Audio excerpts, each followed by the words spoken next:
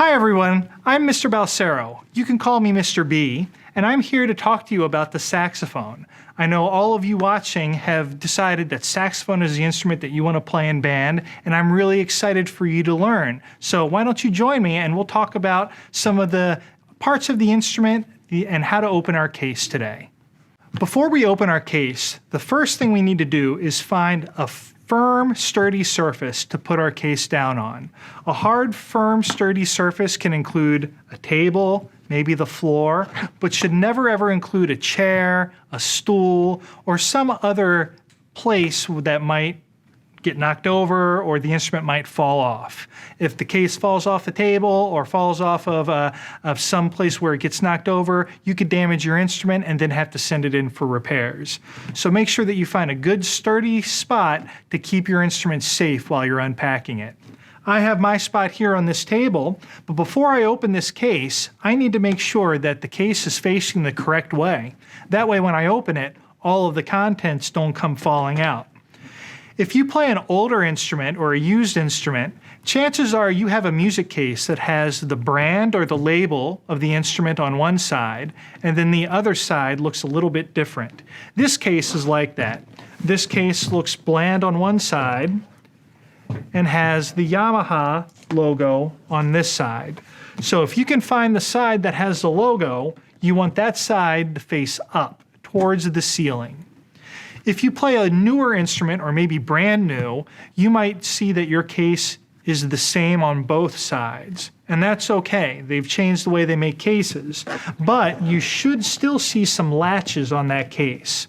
And if your case has the same thing on both sides, if you just orient your case where the latches flip up towards the ceiling before opening them, you should have your case set up correctly. So again, the latches should open up towards the ceiling. So let's open up the saxophone case and let's see what we're going to find. So inside the saxophone case, you'll see a number of items that we'll talk through over the next couple of lessons. First, the body of the saxophone is the main part of the saxophone. You'll notice it's one full long piece with a lot of different keys, and many times there's a black cap that comes in the end of this saxophone. Don't worry about that right now.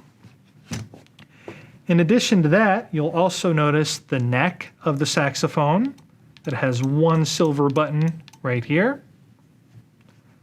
And next to that, when you pull it out, you'll notice a piece that has a cap, this gold thing, which is called a ligature, and the saxophone mouthpiece.